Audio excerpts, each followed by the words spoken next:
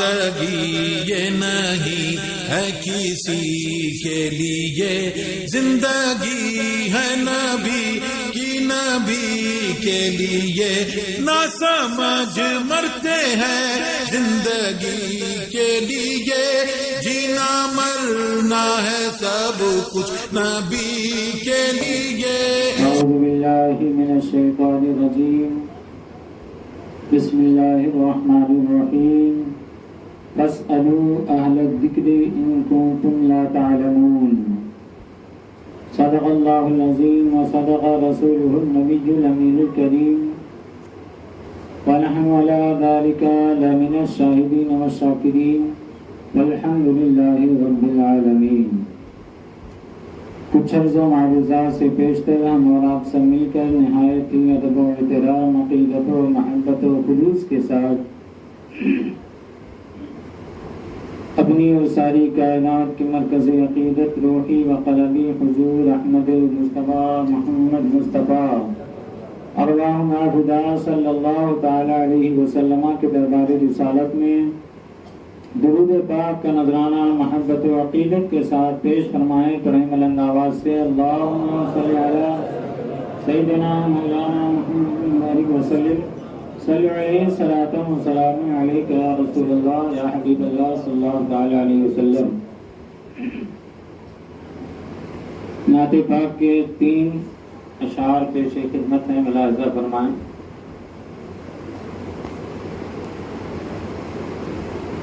خدا کی عظمتیں کیا ہے محمد مصطفیٰ جانے،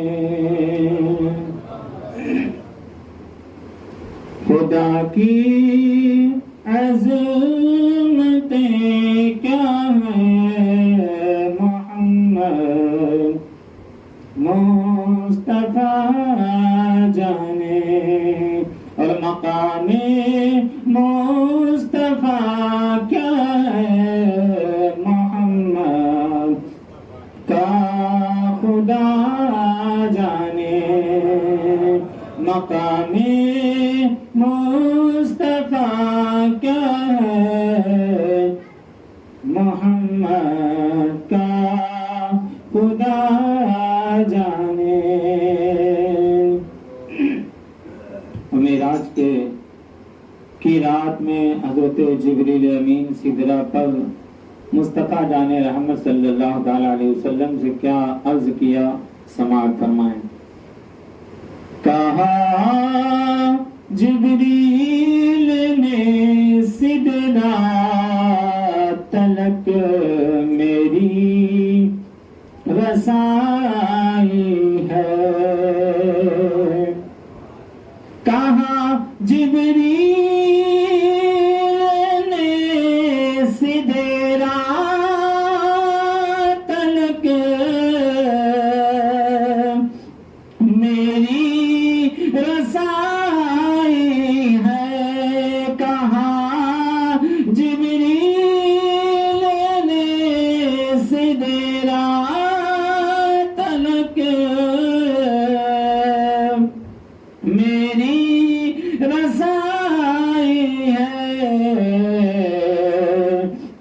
آگے منزل کتنی ہے، آگے منزل کتنی نبی جانے خدا جانے، آگے منزل کتنی نبی جانے خدا جانے، خدا کی عظمتیں کیا ہے محمد مصطفیٰ جانے، مقام مصطفیٰ کیا ہے محمد کا خدا جانے۔ اور بڑا پیارا شعر یہ بھی سماعت فرمائیں۔ ڈراتا کیوں ہے مجھ کو تو عذاب نار سے زاہد ڈراتا کیوں ہے مجھ کو تو عذاب نار سے زاہد ڈراتا کیوں ہے مجھ کو تو عذاب نار سے زاہد وہاں سرکار آئیں گے وہاں سرکار آئیں گے خطا جانے عطا جانے وہاں سرکار آئیں گے خطا جانے عطا جانے کہا جبریل نے سدرا تلک میری رسائی ہے آگے منزل کتنی نبی جانے خدا جانے درود پاک پڑھیں اللہم صلی علی سیدنا صلو علیہ الصلاۃ والسلام علیک یا رسول اللہ یا حبیب اللہ صلی اللہ تعالی علیہ وسلم۔ آج میری تقریر کا عنوان شان امام اعظم ابو حنیفہ ہے، اس لیے کہ کل انشاءاللہ العزیز 2 شعبان المعظم شریف کو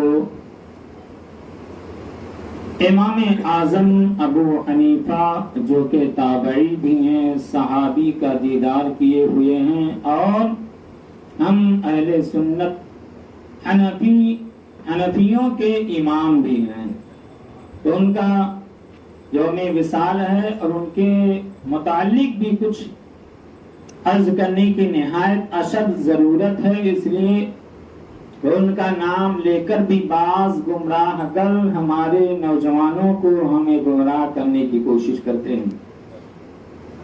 امام اعظم رضی اللہ تبارک و تعالی عنہ اس شان پاک میں یہ چند اشعار پیش ہے، ملاحظہ فرمائیں۔ شاعر کہتا ہے ہمارے آقا ہمارے مولا امام اعظم ابو حنیفہ، ہمارے آقا ہمارے مولا امام اعظم ابو حنیفہ، ہمارے ملجا ہمارے ماوا امام اعظم ابو حنیفہ، ہمارے ماوا ہمارے ملجا امام اعظم ابو حنیفہ۔ اور کہتے ہیں زمانے بھر میں بہت تجسس کیا، لیکن زمانے بھر میں بہت تجسس کیا، لیکن ملا نہ کوئی امام تم سا امام اعظم ابو حنیفہ، ملا نہ کوئی امام تم سا امام اعظم ابو حنیفہ۔ سپرد علم و عمل کے سورج تمہیں ہو، سب ہیں تمہارے تارے، تمہیں سے چمکا ہے جو بھی چمکا امام اعظم ابو حنیفہ، تمہیں سے چمکا ہے جو بھی چمکا امام اعظم ابو حنیفہ۔ تمہارے آگے تمام عالم نہ کیوں کرے زانوئے ادب خم، تمہارے آگے تمام عالم نہ کیوں کرے زانوئے ادب خم، کہ پیشوانے دین نے مانا تمہیں امام اعظم ابو حنیفہ، کہ پیشوانے دین نے مانا تمہیں امام اعظم ابو حنیفہ۔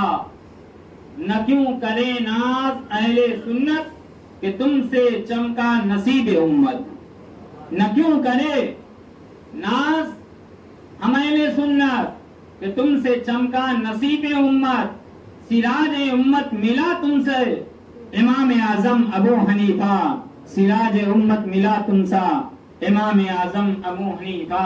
ہمارے آقا ہمارے مولا امام اعظم ابو حنیفہ ہمارے مرجع ہمارے مولا امام اعظم ابو حنیفہ، عزیزان ملت اسلامیہ، امام اعظم ابو حنیفہ رضی اللہ تعالی عنہ جو دنیا 4 امام مانتی ہے، ان 4 اماموں میں سب سے بڑے امام امام اعظم ابو حنیفہ ہیں۔ امام اعظم ابو حنیفہ رحمت اللہ تعالی علیہ 2 سال تک آپ نے زانوی ادب حضرت امام جعفر صادق رضی اللہ تعالی عنہ کے بارگاہ میں آپ زانوی ادب طے کرتے رہے، یعنی امام جو ہے جعفر صادق رضی اللہ تعالی عنہ سے آپ علم مصطفیٰ سیکھتے رہے، آپ علم عشق مصطفیٰ سیکھتے رہے۔ خود ہی فرماتے ہیں عزیزان ملت اسلامیہ، امام اعظم ابو حنیفہ فرماتے ہیں اگر مجھے امام جعفر صادق رضی اللہ تعالی عنہ کی 2 سالہ زندگی اگر نہ ملتی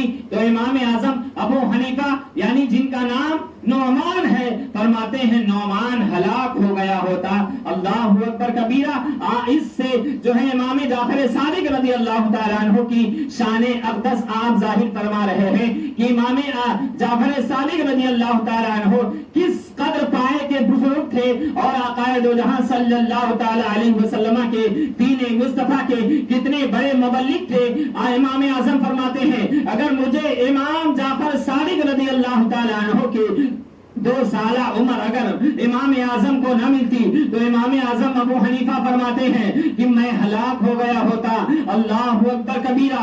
امام اعظم ابو حنیفہ رضی اللہ تعالی عنہ کہ وہ ذہن فراست اللہ تبارک و تعالی نے عطا فرمائی تھی، وہ دماغ عطا فرمایا تھا، وہ قوت حافظہ یعنی یاد کرنے کی صلاحیت اللہ تبارک و تعالی نے عطا فرمائی تھی کہ امام اعظم ابو حنیفہ رحمت اللہ تعالی علیہ حاضر جوابی میں بھی بہت مشہور تھے۔ عزیزان ملت اسلامیہ، ایک شخص کے ہاں ایک جو ہے شخص چور آیا چوری کرنے اور اس نے شرط لگا دی اگر تو نے کسی کو بتایا میں نے تیرے گھر چوری کی ہے تو تیرے بیوی کو طلاق ہو جائے گا۔ اس نے وعدہ بھی کر لیا ہاں میں نہیں بتاؤں گا۔ عزیزان ملت اسلامیہ، اس مسئلے کو لے کر وہ شخص بڑا پریشان تھا۔ اب اس ظالم کے جو ہے چوری کو میں کیسے لوگوں کے سامنے اجاگر کروں، اس کشمکش میں وہ پریشان تھا۔ ایک دن امام اعظم ابو حنیفہ کی بارگاہ میں حاضر ہوا، کسی نے مسئلہ جو ہے ان کے بارگاہ میں پیش کیا۔ امام اعظم ابو حنیفہ رضی اللہ تعالی عنہ نے اس شخص کو طلب کیا، طلب کرنے کے بعد سارا ماجرا اس سے سنایا اور کہنے کے بعد اس سے جو ہے دریافت کرنے کے بعد امام اعظم کہتے ہیں میں تیرے مسئلے کا حل بتا دوں۔ امام اعظم سے وہ شخص عرض کرتا ہے ہاں حضور ضرور آپ میرے مسئلے کا حل بتا دیجئے۔ عزیزان ملت اسلامیہ، امام اعظم ابو حنیفہ رضی اللہ تعالی عنہ نے اسے مشورہ دیا ایسا کر لوگوں کی تو دعوت کر، اپنے گھر جو ہے دعوت کر اور اس دعوت میں بڑے بڑے جو ہے قبیلے کے سرداروں کو بلا اور اس شخص کو دعوت میں بلا۔ جب سب دعوت کھا کے جانے لگے تو صاحب مکان سے تو کہہ دینا، کسی شخص سے تو کہہ دینا کہ تو مجھ سے پوچھا کر اس نے تیری گھر چوری کی ہے تو کہنا نہیں کی ہے، اس نے کی ہے کہنا نہیں کی ہے۔ جب وہ شخص آ جائے، وہ چور آ جائے تو تجھے یہ نہیں کہنا ہاں اس شخص نے چوری کی ہے، تو خاموش رہنا، ہم سمجھ جائیں گے اس نے چوری کی ہے۔ عزیزان ملت اسلامیہ، وہ شخص دعوت کیا، دعوت کرنے کے بعد لوگوں کو دعوت دیا، اس چور کو بھی دعوت دیا۔ جب لوگ دعوت کھا کر جانے لگے عزیزان ملت اسلامیہ تو اس شخص سے لوگوں نے پوچھا اس نے تیری گھر چوری کی ہے؟ کہا نہیں۔ اس نے کی ہے؟ کہا نہیں۔ اس نے کی ہے؟ کہا نہیں۔ جب وہ شخص آتا ہے، اس کا نمبر آتا ہے، اس کی باری آتی ہے اور وہ سامنے آتا ہے، پوچھا جاتا ہے اس نے تیری گھر چوری کی ہے، وہ خاموش ہو جاتا ہے، اپنی گردن کو جھکا لیتا ہے۔ لوگوں کو معلوم ہو جاتا ہے کہ اس نے اس کے گھر چوری کی ہے، لہذا اسے زد و کوب کیا جاتا ہے اور پھر اسے اس کے جرم کی سزا دی جاتی ہے اور اسے مجرم کی طرح عدالت شریعہ میں اسے پیش کیا جاتا ہے اور وقت کا قاضی اسے جو ہے سزا دلواتا ہے۔ عزیزان ملت اسلامیہ، دیکھا آپ نے کہ اس کی بیوی پر جو طلاق پڑھنے والی تھی کہ اگر اس کے چوری کرنے والے کا نام اگر وہ شخص بتا دیتا تو اس کی بیوی پر ہو نہ ہو طلاق پڑ جاتی۔ عزیزان ملت اسلامیہ، یہ امام اعظم کے ذہن و فراست سے اس کی بیوی جو ہے طلاق جیسے عظیم گھڑی سے بچ جاتی ہے اور یہ مسئلہ بھی صاف ہو جاتا ہے۔ امام اعظم ابو حنیفہ رحمۃ اللہ تعالی علیہ یہ 4 ائمہ میں سب سے بڑے امام ہیں۔ امام اعظم کو اللہ تبارک و تعالیٰ نے 6 لاکھ حدیثوں کے متن کے اس کے راوی کے ساتھ عربی عبارت میں آپ کو 6 لاکھ حدیثیں یاد تھی، سبحان اللہ۔ آج کہا جاتا ہے میں قرآن ہوتے ہوئے، حدیث ہوتے ہوئے کیا ضرورت ہے کسی کو امام بنانے کی، کسی کو تقلید کرنے کی، کسی کی تقلید کرنے کی۔ اللہ تبارک و تعالیٰ اپنے پاک کلام مجید میں کیا فرماتا ہے؟ فَاسْأَلُوا أَهْلَ الذِّكْرِ إِن كُنتُمْ لَا تَعْلَمُونَ، کہ پوچھو اس شخص سے اپنے اس مسئلے کے بارے میں جس کے بارے میں تمہیں علم نہیں ہے، اس کے اسپیشلسٹ سے آپ پوچھئے۔ یہ تو اللہ رب العزت خود ہی پوچھنے کا حکم دے رہا ہے۔ تقلید کسے کہتے ہیں؟ پہلے آپ یہ سمجھیے، تقلید کہتے ہیں کسی کو اپنا پیشوا، اپنا رہبر، دین کا داعی سمجھ کر اس کے ارشادات و فرمودات پر عمل کرنا، اسے تقلید کہتے ہیں۔ لوگ کہتے ہیں قرآن میں سارے مسئلے موجود ہیں، حدیث میں سارے مسئلے موجود ہیں، بے شک موجود ہیں، میں بھی کہتا ہوں موجود ہیں، لیکن کیا ہر کس و ناقص کے بس کی بات ہے کہ وہ قرآن سے ہر کوئی مسئلہ نکال لے، حدیث سے ہر کوئی مسئلہ نکال لے؟ ہرگز نہیں نکال سکتا، بلکہ اللہ تبارک و تعالیٰ اپنے پاک کلام مجید میں ایک جگہ یہ بھی فرماتا ہے کہ جو تمہیں ذہن و فراست رکھنے والے ہیں، ارے بھائی سارے لوگ اگر دین مصطفیٰ پر علم دین حاصل کرنے کے لیے لگ جائیں تو معیشت کا کیا ہوگا، کاروبار کا کیا ہوگا، ہمارے دکان اور جائیداد کا کیا ہوگا؟ لہذا کوئی علم دین حاصل کرنے پر لگ جائے اور اسے عام و تام کرنے میں لگے، کوئی کاروبار کرنے میں لگ جاتا ہے، جس طریقے سے آج تو انتشار اور جو ہے نا اتفاقیوں کا دور چل رہا ہے۔ ہم نے اپنے بچپن میں دیکھا ہے، ہمارے اگر باپ دادا چاچا 2-4 بھائی ہوتے تھے، ایک گھر سنبھال رہا ہوتا ہے، ایک کھیتی کے کاروبار سنبھال رہا ہوتا ہے، ایک دھندے پانی کے معاملات کو سنبھال رہا ہوتا ہے، اور کوئی گھر میں اللہ توفیق دیتا تھا، کوئی عالم دین ہوا کرتا تھا، وہ سارے گھر کو علم دین مصطفیٰ کے شریعت مطہرہ کے روشنی میں سارے گھر کے معاملوں کو لے کر چلا کرتا تھا۔ اس طریقے سے گھر کے سارے معاملات چلا کرتے تھے۔ عزیزان ملت اسلامیہ، تو اللہ رب العزت فرماتا ہے کہ تم میں جو ذہن و فراست رکھنے والے ہیں، اچھی یادداشت جن کی ہو، وہ علم دین سیکھنے میں لگ جائیں اور وہ علم دین مصطفیٰ سیکھ کر لوگوں میں عام کریں، کام کریں اور علم دین مصطفیٰ سے اپنی بھی زندگی چلائیں، لوگوں کو بھی ان کے مسائل دین شریعت مطہرہ کے دائرے میں رہ کر چلانے کی اور چلنے کی ترکیب مہیا کریں۔ عزیزان ملت اسلامیہ، تو فقہاء کرام اور ائمہ کرام کا بھی یہی کام ہے۔ بے شک میں بھی کہتا ہوں، میرا بھی اس بات پر یقین اور ایمان ہے کہ بے شک قرآن میں ہر مسئلہ موجود ہے، حدیث پاک میں ہر مسئلے کا حل موجود ہے، لیکن ہر کسی کی بس کی بات نہیں ہے کہ وہ قرآن سے مسئلہ نکال لے، حدیث مصطفیٰ سے مسئلہ نکال لے۔ لہٰذا میرے عزیزوں دوستوں، یہ کام فقہاء کرام کو دیا گیا، اور فقہاء کرام میں سب سے عظیم فقیہ اگر جو ہے دنیا میں کوئی گزرا ہے تو وہ امام اعظم ابو حنیفہ گزرے ہیں۔ عزیزان ملت اسلامیہ، 4 اماموں میں سب سے بڑے امام امام اعظم ابو حنیفہ ہیں۔ امام اعظم نے قرآن کو سامنے رکھ کر، حدیث مصطفیٰ کو سامنے رکھ کر جدید چیزوں کا مسئلہ نکالا۔ عزیزان ملت اسلامیہ، آج دنیا ترقی کر رہی ہے، نئی چیزوں کو ایجاد کیا جا رہا ہے، اس کا مسئلہ صراحتاً جو ہے ظاہراً آپ قرآن میں نہیں پائیں گے، حدیث میں نہیں پائیں گے۔ مثال کے طور پر آپ گاڑی سے سفر کرتے ہیں، کار مصطفیٰ جان رحمت صلی اللہ تعالی علیہ وسلم کے زمانے میں کار موجود نہیں تھی، ایروپلین نہیں تھا، کوئی ٹرین نہیں تھی، اور یہ ہم جو موبائل کمپیوٹر وغیرہ استعمال کرتے ہیں، اسی طریقے سے درجنوں نہیں سینکڑوں چیزیں ہیں جو جدید دنیا میں، نئی دنیا میں لوگوں نے ایجاد کر لیا ہے۔ اب اس کے تعلق سے آپ کو نہ ظاہری میں قرآن میں مسئلہ ملے گا، نہ ہی حدیث مصطفیٰ میں مسئلہ ملے گا۔ اب یہ مسئلہ ہم کہاں سے اخذ کریں، اس کو کس طریقے سے استعمال کرنا ہے، کہاں تک ہم استعمال کر سکتے ہیں، کہاں تک اس کو چلا سکتے ہیں، کہاں تک ہم اس کو کیسے یوز استعمال کر سکتے ہیں، یہ ہمیں کون بتائے گا؟ یہ ہمیں بتانے والے ذات فقہائے کرام کی ہے، اور فقہائے کرام کی جماعتوں میں، تمام ائمہ کرام کی جماعتوں میں سب سے بڑا کوئی امام ہے تو امام اعظم ابو حنیفہ کی ذات پاک ہے۔